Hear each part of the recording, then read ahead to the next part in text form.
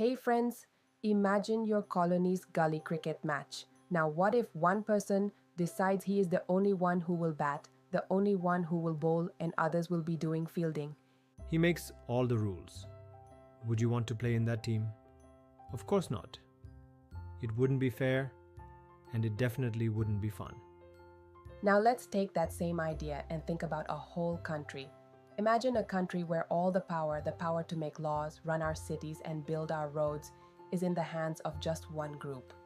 What if that group only built hospitals and schools in their own neighborhoods and ignored everyone else? Do you think that country would be peaceful? Would it be strong? This is why we need to talk about something incredibly important: power sharing. Last year, we learned that in a democracy, power isn't locked up in one person's hands. It's smartly shared. It's like a team effort. You have the people who make the rules, like the rule makers in parliament. The people who apply the rules, like the prime minister and government officials. And the umpires who make sure the rules are fair, the courts and judges. This sharing is the secret ingredient that makes a democracy work. Now, some people might argue, but if you share the power, you are dividing it. Won't that make the country weak? It's like saying, if you share a plate of hot biryani with your friends, it becomes less tasty. Is that true? Or does sharing the meal make everyone happier and the party more fun? Today, we're going to dive into this exact question by exploring two thrilling real-life stories. One from a small European country, Belgium, and another from our island neighbor, Sri Lanka. These stories are like two different movies with the same problem, showing us what happens when you share the power and what happens when you don't. So, are you ready? Let's begin. Our first stop, Belgium. It's a tiny country in Europe. My friend, it's even smaller than our state of Haryana, and its population is just over 1 crore. That's about half the people living in Haryana. But here's where the story gets interesting. Belgium is like a box of mixed mithai, full of different kinds of people. This is what we call an ethnic mix. Think of it like this. An ethnic group is a group of people who feel connected, like a big family, because they share the same culture, language, or stories about their ancestors. In Belgium, this mix is all about language. Imagine the country is a big cake. A big slice, 59%, lives in a region called Flanders and speaks Dutch. Another big slice, 40%, lives in the Wallonia region and speaks French. And a tiny sliver, just 1%, speaks German. Simple enough, right? But hold on, there's a big twist in the story. Let's zoom into the capital city, Brussels. Here, the recipe is completely flipped. In Brussels, a massive 80% of the people speak French, and only 20% speak Dutch. Now, think about that. The French speakers were a minority in the whole country, but they were generally richer and more powerful. The Dutch speakers, who were the majority in the country, felt like they were getting the benefits of development and good education much later. It's like being in a big group of friends, but a smaller, richer kid always gets the best toys first. This created a lot of tension, like the kind you feel before a big exam. And this tension was boiling over in Brussels. Why? Because the Dutch speakers were the majority everywhere else, but in their own capital city, they were the minority. How confusing is that? Sri Lanka, an island nation. Now, let's travel closer to home, to our island neighbor, Sri Lanka. It's just a short hop across the sea from Tamil Nadu. Its population is around 2 crore, almost the same as Haryana. And just like India, Sri Lanka is a beautiful mix of different communities. The main groups are the Sinhala speakers, who are the biggest group, making up a huge 74% of the population. And the Tamil speakers, who are 18%. But even within the Tamil, there are two groups, It's like having cousins who have lived in your city forever and other cousins whose family moved here a long time ago. You have the Sri Lankan Tamils, whose families have lived on the island for centuries. And you have the Indian Tamil, whose great-grandparents came from India during British rule to work on tea plantations. Most of the Sinhala speakers are Buddhists. Most of the Tamils are Hindus or Muslims. And there's another small group of Christians who are both Tamil and Sinhala. So you see, it's a very diverse family. Okay, my friend, now I want you to do something. Close your eyes. Imagine you are the leader in one of these countries. The future of your nation is in your hands. What would you do? Let's think about Belgium. The Dutch-speaking community had more people. They could have forced their language and their rules on the French and German-speaking people. But that would be like pouring petrol on a fire, right? The conflict could have exploded, maybe even splitting the country in two, with both sides fighting over the capital city, Brussels. Now, let's go to Sri Lanka. Here, the Sinhala community had an even bigger majority, almost 3/4 of the people. They could have easily said, "We are the majority, so our way is the highway. Everyone has to follow our rules." So what do you think happened? Did they choose the path of conflict or the path of cooperation? What choices did the leaders in Belgium and Sri Lanka actually make? Well, what did they do? Let's find out in the next part of our story. So, my friend, we left our two countries at a crossroads. One road leads to cooperation, the other to conflict. Let's see which path Sri Lanka chose. Remember, Sri Lanka became a free country in 1948, just after us.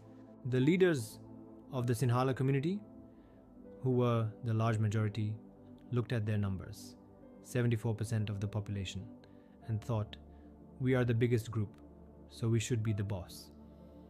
This idea, my friend, has a name: Majoritarianism. It's a dangerous belief that the majority community has the right to rule a country however it wants, completely ignoring the dreams, needs, and rights of the minority groups. It's like in that gully cricket match. If the bigger team decides, they will always bat first and change the rules anytime they want just because they have more players. Is that fair? No? Is it a recipe for a happy game? Definitely not. And sadly, this is what began to happen in Sri Lanka. The government started taking steps one by one that made the Tamil feel like they didn't belong. Step 1. The language attack. In 1956, a law was passed that made Sinhala the one and only official language. The Tamil language was completely ignored. Imagine if, in India, the government suddenly declared that only Bengali would be the official language. What would happen to Hindi, Tamil, Telugu, Marathi, Punjabi, and all our other beautiful languages? How would people feel? That's the shock the Tamils felt. Step 2. The unfair advantage. The government started giving special treatment to Sinhala people. When it came to getting a seat in a university or a government job, Sinhala applicants were given first preference. Think about it. A Tamil student and a Sinhala student with the exact same marks, but the spot goes to the Sinhala student. It's like two batsmen scoring 100 runs, but only the one from the captain's neighborhood gets selected for the main team. It broke the promise of equal opportunity. Step 3. A state religion. A new constitution was written that said the government must protect and promote Buddhism, the religion of the majority Sinhala people. Now, put yourself in the shoes of a young Tamil person back then. How would you feel? With every new law, you feel more and more like a guest in your own home. You start to feel that the government doesn't care about your language, your culture, or your future. This is exactly what happened. The relationship between the Sinhala and Tamil communities began to crack. The Tamils launched peaceful struggles. They asked for simple things. Please recognize our language too, Please give us equal chances in education and jobs. Please give our regions the power to make their own local decisions. But their voices were ignored, again and again. By the 1980s, the cracks had grown into a giant, gaping hole.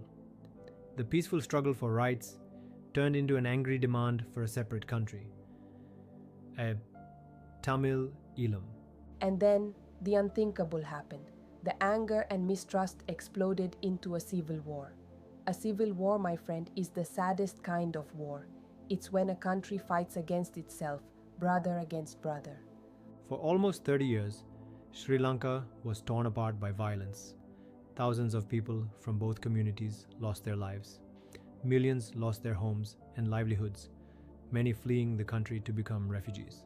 The war finally ended in 2009, but it left behind deep, painful scars. This is the heartbreaking price a country pays when it chooses to hoard power instead of sharing it. What a tragic story of Sri Lanka. But now let's fly back to Europe, back to that little country of Belgium. The Belgian leaders looked at the same kind of divisions in their country and said, "No, we will not go down that road." They chose a different path, a path of accommodation. What does accommodation mean? It means making space for everyone. It means adjusting for each other, like how, in a big family, everyone compromises a little to live together happily. The Belgian leaders knew that to keep their country united, they had to respect everyone's feelings. So, between 1970 and 1993, they changed their constitution not once, not twice, but 4 times. They worked tirelessly, like scientists in a lab, to find the perfect formula for peace. And the solution they created was brilliant. Here are the key ingredients of their amazing model. 1. Equal partners at the top. The constitution made a rule.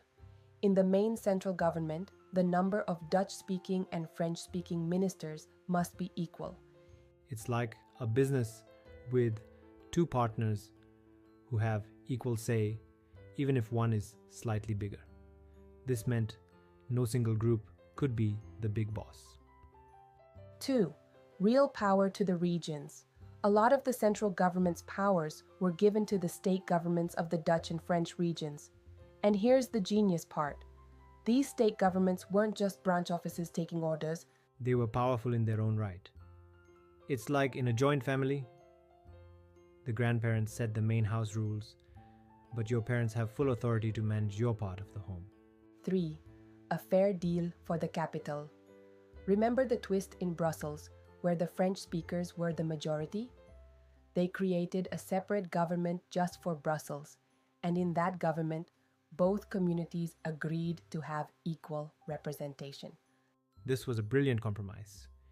The French speakers agreed to this deal in Brussels because the Dutch speakers had agreed to equality in the central government. It is a perfect example of give and take. 4. The genius community government. This is the most unique idea of all. They created a third kind of government. This community government is elected by people of one language group, Dutch, French, or German, no matter where in Belgium they live.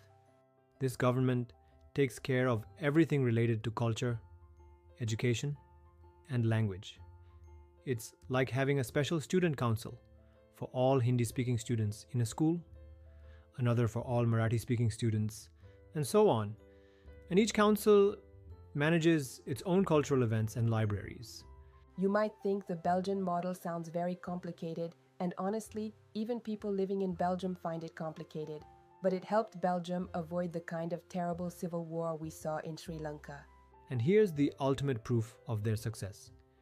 When the countries of Europe decided to form the European Union, a super team of nations, where did they choose to put their headquarters? In Brussels. They chose Brussels as a symbol of how people from different cultures and languages can live and work together. Imagine 2 students, Annette and Selvi, are in different schools. Selvi in Sri Lanka, who wanted her school to teach in Tamil, and Annette in Belgium, whose parents wanted French to be an option in her Dutch school. Whose parents do you think would be more likely to succeed? In Belgium, with its community government that handles language issues, Annette's parents might find a way. But in Sri Lanka, as we saw, such demands were repeatedly denied. So, what do we learn from these two very different stories of Belgium and Sri Lanka? Both are democracies, but they handle the question of power sharing in very different ways. Belgium's story taught us that when you respect everyone and share, you build a strong and united team. Sri Lanka's story showed us the tragic lesson that when a majority tries to grab all the power, it can break the country's spirit and its unity. So, this brings us to the big question. Why is sharing power such a good idea? There are two kinds of reasons. One, prudential reasons, and two, moral reasons, which I like to think of as reasons from the head and reasons from the heart. 1. Prudential reasons, smart choices. These reasons are based on careful calculation of what will bring good results and avoid bad ones, like making smart choices to get the best outcome. Reduces conflict. Power sharing is good because it helps to reduce the possibility of conflict between different social groups. Think about it. If everyone feels represented and has a say, why would they fight? Ensures stability. Social conflict often leads to violence and makes a country politically unstable. So, power sharing is a great way to make sure the political order stays stable and peaceful. Avoids undermining unity. Forcing the will of the majority community on others might seem like a quick and attractive solution in the short run, but in the long run, it actually harms and weakens the unity of the nation. Protects everyone. The tyranny of the majority, when the majority uses its power to oppress the minority, is not just bad for the minority, it often harms the majority community as well. For example, in Sri Lanka, the civil war affected everyone, not just the Tamil. Here's a perfect Indian example. You know about our panchayat in villages, right? Giving power to panchayat is a super smart, prudential decision. Imagine your village needs a new hand pump. Who knows the best place to put it? A government officer sitting in a faraway city, or the people of the village themselves? When villagers have the power to decide, the work gets done better, there's less corruption, and it truly strengthens our democracy from the ground up. 2. Moral reasons, the right thing to do. Now, for the second set of reasons, the moral reasons. These are the heart reasons. They argue that sharing power is simply the right thing to do. Imagine your family is planning a trip. The head reason to ask for your opinion is that you might have a great idea for a place to visit. But the heart reason is simply this: you are a part of the family and your voice matters. Power sharing is the very spirit of democracy. A democratic government isn't just for the people, it must be by the people. People have a right to be consulted on how they are governed. It's their country, their lives. A government becomes truly legitimate, a government that feels like our government and not some distant ruler, when citizens feel they have a real stake in the system. So, the head tells us that sharing power prevents problems and brings better results. And the heart tells us that it is the fair, just, and right thing to do. That's the beauty of it. Okay, so we agree that sharing power is awesome, but how do you actually do it? Is there just one way? No, modern democracies have come up with many cool ways to share power. Let's look at the four most common forms. Form 1, the horizontal share. This is where power is shared between the different organs of the government who are all at the same level. Think of it like a game of rock, paper, scissors between 3 players. The legislature, the rule makers, like our parliament. The executive, the rule appliers, like the prime minister and ministers. The judiciary, the rule keepers, like the Supreme Court and other courts. No one player is all-powerful. Each one can check the other. For example, the judiciary can strike down a law made by the legislature if it's unfair. The legislature can question the executive about their work. This clever system is called checks and balances, and it ensures no one part of the government becomes a dictator. You can see this in action if you read the news. For example, the Bombay High Court ordered the Maharashtra state government to improve living conditions for children in homes in Mumbai. This is an example of the judiciary, High Court, checking the executive, state government. Form 2. The vertical share. This is where power is shared between governments at different levels. At the top, you have the central government in Delhi, which makes decisions for the entire country. This is like the foundation and main frame of the entire building. Then you have the state governments, like in Himachal Pradesh, Maharashtra, Tamil Nadu. They are like the different floors of the building, with the power to manage their own affairs. And below that, you have our municipalities and panchayat managing our cities and villages. They are like the committees managing each individual apartment. This is called a federal system. Belgium adopted this to give real power to its regions. Sri Lanka refused, and we saw the sad results. Form 3. The social share. Power can also be shared among different social groups, based on language or religion. The community government in Belgium is the star example of this. In India, we have a system of reserved constituencies. What does this mean? It's like on a crowded school bus, making sure a few seats are reserved for the younger kids so they don't get pushed around by the older students.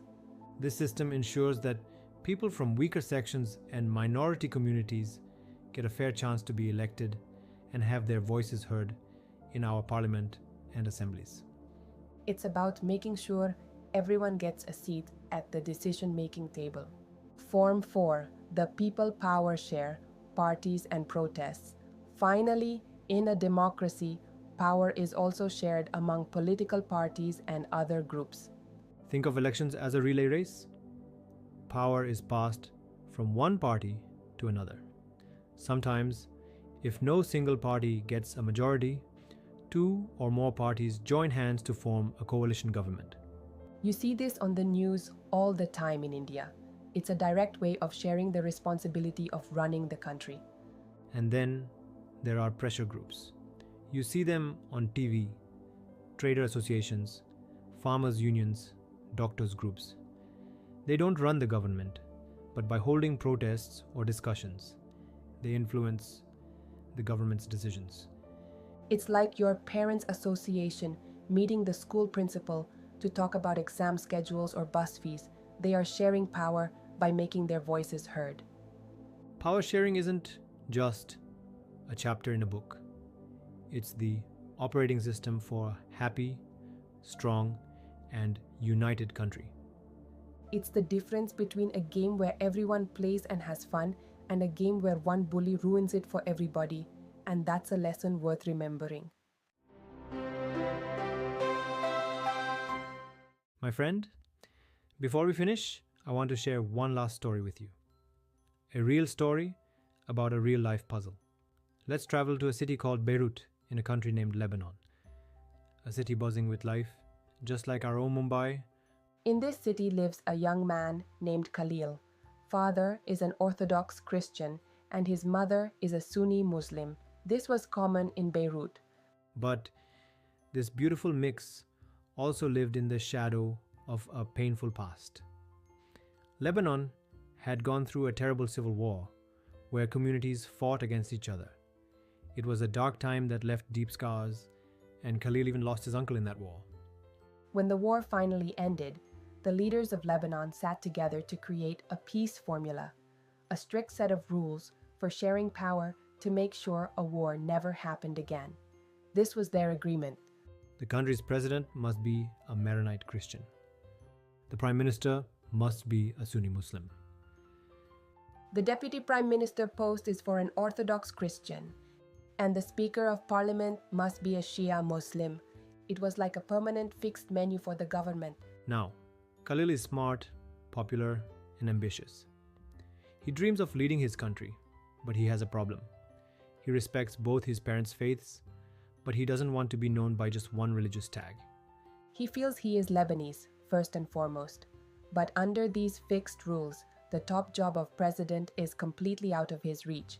He feels trapped by a system made before he was even born.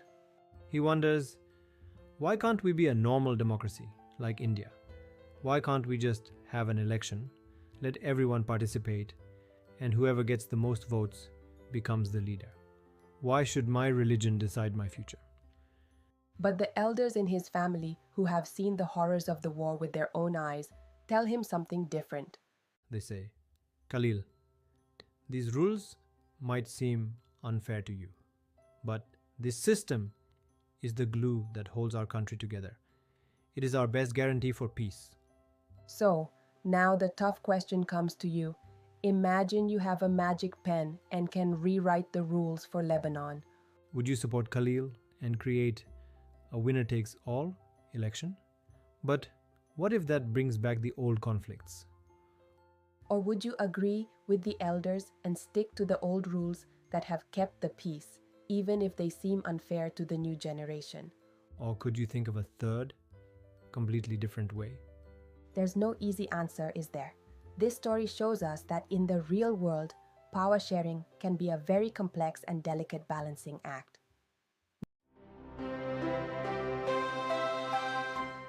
Wow, what a journey we've been on, my friend.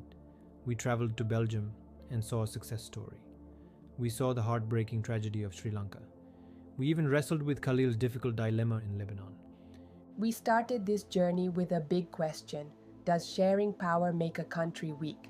And I think we have found a powerful answer together. No. Power sharing is not a weakness.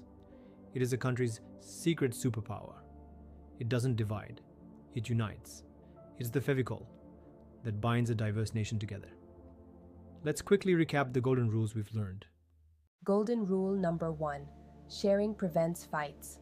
As the smart Belgian showed us, sharing power reduces conflict and keeps the country stable and peaceful. Golden rule number 2. Sharing is the soul of democracy. It's the very spirit of the game. It ensures that everyone's voice is heard, making the government truly apni sarkar, our government. Golden rule number 3. Hoarding power leads to disaster. The tragic story of Sri Lanka is a painful reminder that when a majority tries to dominate, it can lead to terrible conflict that hurts everyone. We also learned that there are so many cool ways to share power horizontally, vertically, among different social groups, and through political parties in a relay race of democracy. And my friend, the greatest example of this is our own incredible India. Think about it, from the snowy mountains of Himachal Pradesh to the sunny beaches of Tamil Nadu, from the deserts of Gujarat to the green hills of Arunachal Pradesh. We have hundreds of languages, so many different religions, festivals, foods, and traditions. Our diversity isn't a problem. It is our strength. It is our national treasure. Power sharing is the key that allows this beautiful, colorful, and diverse Indian family to live together and grow together. It's what turns a crowd of people into a nation. And it's what makes us truly Indian. Got any questions? Ask in the comments below. We are here to help. Subscribe for more. And let's keep learning together. That's a wrap. Now go out there and amaze the world with what you've learned. See you in the next one.